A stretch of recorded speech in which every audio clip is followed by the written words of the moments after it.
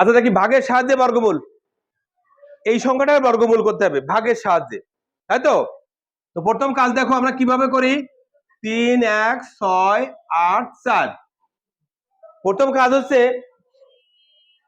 ডান দিক থেকে বাম দিকে জোড় বাঁধা, পেয়ার গঠন করা, একটা পেয়ার একটা পেয়ার, এটা পেয়ার ছাড়া, এটা পেয়ার হলেও সমস্যা নেই। এর পরের কাজ হচ্ছে এমন একটা সংখ্যা নিতে হবে যে সংখ্যাকে ওই একই সংখ্যাতে গুণ করে 3 এর কাছাকাছি যেতে হবে, 3 যেতে হবে। আমরা চিন্তা করে কত নিব, 1 দিয়ে যাবে। 1 গুণ 1 1 হয় না, 2 গুণ 2 4 হয়ে যায়, বেশি হয়ে যায়। 1 নিলাম, 1 নিলে এখানে 1 হলো। এবার বিয়োগ করব, বিয়োগ করলে কত হয়, 2। একটু ভালো করে খেয়াল করি, বিয়োগ করলে কত হলো, 2। এইবার এই যে জোড়টা আছে এই জোড়টাকে নামায় দাও, এই যে সংখ্যাটা আছে তার ডাবল এখানে নাও, দ্বিগুণ, ঠিক আছে? আচ্ছা এবারের কাজ হচ্ছে এখানে একটা অঙ্ক নিব, সেই অঙ্কটা এখানে নিব, এই অঙ্কের সাথে এই সংখ্যাটা গুণ করে এর কাছাকাছি যেতে হবে। 7 7 7 7 49 এর 9 হাতে 4, 7 গুণে 14, 15 16 17 18, ঠিক আছে কিনা? 9 এর কত হলে 16 হবে, 9 এর 7 16, হাতে 1, 9 2 11। এবার কেটে আনো কত, এটা। এবার কত বাদ যাবে, 17 দুগুণে 34 নিয়ে আসবো, 8 বাদ যাবে নাকি, 8 বাদ যাবে। কেন 8 বাদ যাবে বুঝলাম আমি, বুঝছো? এখানে দেখো বর্গ সংখ্যার একক স্থানে 4 আছে, আর এটা 64 4 হবে। এইভাবে কিন্তু একটা ধারণা নেওয়া যেতে পারে। মিলে যাবে তো, গুণ করে দেখো মিলে গেছে। এইটা হবে কিন্তু এর বর্গমূল, তার মানে এর বর্গমূল ইকুয়াল টু 1 7 8। এভাবে আমরা সহজে ভাগ প্রক্রিয়ায় বর্গমূল নির্ণয় করতে পারি, ঠিক আছে? তো খেয়াল করি একটু, প্রথম কাজ হচ্ছে ডান দিক থেকে বাম দিকে জোড় গঠন করতে হবে, 1 জোড় 2 জোড় 3 জোড়। এই পাশে জোড় গঠন না হলেও সমস্যা নাই, এই পাশে একটাও থাকতে পারে, জোড় নাও হতে পারে। এই দিক দিয়ে জোড় বাড়তে বাড়তে আসতে হবে, নিয়মটা ফলো করি ভালো করে। এবার এখানে এমন একটা সংখ্যা চিন্তা করব যে সংখ্যাকে সেই সংখ্যা দ্বারা গুণ করে, অর্থাৎ বর্গ করে 32 বা 32 এর কাছাকাছি আসে। চিন্তা করে বলো তো কত, 5 5 25, 6 6 36 বেশি হয়ে যায়, 5 5 25 লিখতে পারবো। তাহলে এখানে 5 দিলাম, 5 দিয়ে এখানে 25 লিখলাম, বুঝছো কিনা? তাহলে এমন একটা সংখ্যা নিব যেন এর কাছাকাছি যায়, আবার বেশি না যায়, ভাগ করার যে পদ্ধতি সেই পদ্ধতি অনুযায়ী। এরপরে আমরা অ্যাজ ইউজুয়াল ভাগ করব, 5 আর কত হলে পারবো, 7 5 12, হাতে 1 মিলে গেল। পরের কাজটা হচ্ছে এই যে জোড়টা আছে এই জোড়টাকে টোটাল জোড় ধরে নামাই দিব। আমরা ধারাবাহিকভাবে চিন্তা করি, তাহলে প্রথমে কি করলাম, জোড় বাঁধলাম, জোড় বাঁধার পরে যেটা লাস্টে যে জোড়টা আসলো বাম পাশে, এই জোড়ের সমান করার জন্য একই সংখ্যা অর্থাৎ বর্গ সংখ্যা নিয়ে চিন্তা করলাম। 5 5 25, 6 6 36 বেশি হয়ে যায়, নিতে পারবো না, 5 5 25 পর্যন্ত নিতে পারবো, গেল 25। এবার বিয়োগ করেছি হয়তো 7 হয়েছে, এরপরে 37 পুরো নামাই দিয়েছি। নামাই দেওয়ার পরের কাজ হচ্ছে এই যে 5 আছে এই পাশে ডাবল নিব, এখানে 5 দুগুণে 10 নিব এখানে। তাহলে এই যে কাজটুকু করেছি এইটুকু আরেকবার চিন্তা করি।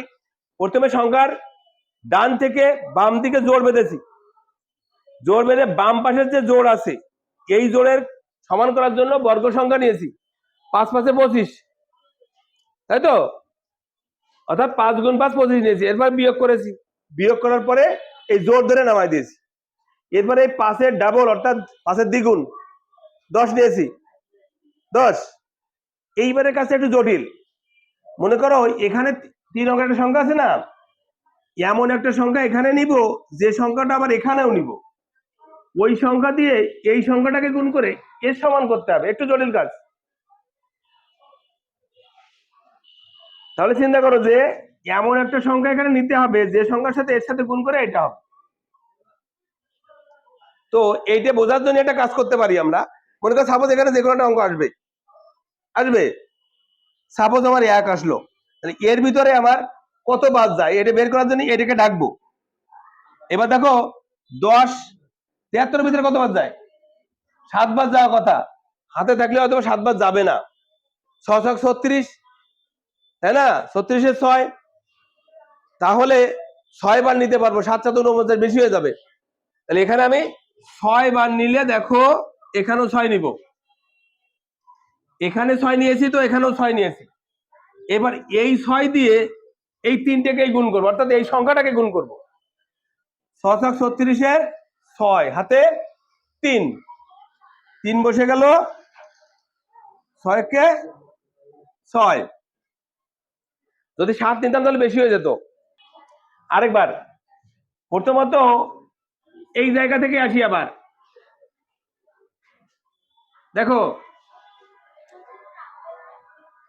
এখানে একটা সংখ্যা চিন্তা করব, সেই সংখ্যাটা আবার এখানে নিব, ওই সংখ্যাটা দিয়ে গুণ করে, নট এই দুটো সংখ্যা না, কিন্তু যে সংখ্যাটা নতুন নিয়েছি ওই সংখ্যাটাকে এই 3 অঙ্কের সংখ্যার সাথে গুণ করব, গুণ করে এর কাছাকাছি যেতে হবে বা ও সমান হতে হবে। সমান হলে তো বেটার, কাছাকাছি যেতে হবে। তো সেক্ষেত্রে আমি কত নিব এইটা আমি মানে ধারণা করব কিভাবে, তার জন্য আমাকে জাস্ট এখানে একটা সংখ্যা চিন্তা করতে হবে যে এখানে নিলে এখানে নিলাম। তা আমরা যখন ভাগ করি, মনে করো 7 3 7, একে ভাগ করব সাপোজ এইটা দিয়া, তখন কি করি, এটাকে ডেকে রাখি আর এটাকে ডেকে রাখি। এবার 10 70 ভিতরে কয় বার যায়? 7 বার যায়। আমরা 7 নেওয়ার চেষ্টা করি, যদি 7 বার না যায় তো 6 বার যাবে। তো আমি এখানে 7 দিয়ে মনে মনে চিন্তা করেছি, বা 107 গুণ 7, দেখো 7 7 49, 9 হাতে 4 বসে গেল 4 7, এই দেখো বেশি হয়ে গেছে না, বেশি হয়ে গেছে না। এটা আমি বুঝছি কিভাবে, ওই 7 7 49, 9 হাতে 4, তারপরে 7 1 7, ওই বেশি হয়ে যাবে না, এখানে 4 চলে আসবে না, তখন আমি বুঝছি যে বেশি হয়ে যাওয়ার সম্ভাবনা। আর যদি না বোঝো গুণ করে দেখো, বুঝছো কিনা, গুণ করে দেখো বড় হয়ে গেছে, তাহলে 7 নিতে পারবো না। কত নিব? এই 6 নিব, সেই 6টা কিন্তু এখানেও নিব, একই সাথে দুই জায়গায়। এইবার 6 6 সাথে 6 6 36 এর 6 হাতে 3, এই 3 বসে গেল, 6 কে 6, বিয়োগ করে কত হয়? 1 0 1, বুঝছো কিনা? এবার চিন্তা করো যে এই যে সংখ্যাটা নিয়েছে ডাবল নিতে হবে, আবার একই নিয়মে 6 দুগুণে 12, 2 হাতে 1, 5 দুগুণে 10 আর 1 11, বুঝছে? এইবার এই যে লাস্টের যে জোড়, এই জোড় সংখ্যাটা কিন্তু নামাই দিতে হবে, জোড় সংখ্যাটা নামাই দিতে হবে। ক্লিয়ার? আবার একইভাবে চিন্তা করবো যে এখানে যা নিব এখানে তাই নিব, সেই অঙ্ক দিয়ে এটাকে গুণ করে এর সমান যেতে হবে। একটু কঠিন কাজ, একটু চিন্তা করা কঠিন কাজ। এটাকে সহজ করার জন্য আমরা টেকনিক অ্যাপ্লাই করব। টেকনিকটা কি? মনে করো মনে মনে এখানে একটা সংখ্যা দিয়েছো, এখানে দিয়েছো, এইখানে যাবে, তাহলে এর 2 অঙ্ক ডেকে রাখো। মনে করো এখানে মনে মনে 1 ধরো, তাহলে এর 2 অঙ্কটা করো, এর 2 অঙ্ক ডাকো।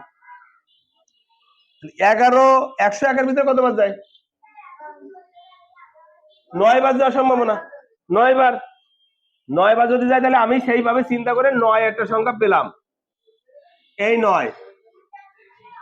এবার দেখো মিলে যাবে, 9 9 81 1 হাতে 8, 9 2 18, 19 20 21 22 23 24 25 26 6 হাতে 2, 9 কে 9 2 11 1 হাতে 1, 9 কে 9 1 10, মিলে গেল। তাহলে এই সংখ্যাটা কিন্তু বর্গমূল পেলাম। কার বর্গমূল? এই সংখ্যার বর্গমূল। বুঝতে পেরেছো? অতএব 3 2 3 7 6 1 এর রুট আবার সমান 5 6 9। ঠিক আছে? এইভাবে আমরা সহজে করতে পারি। হয়েছে? Very good.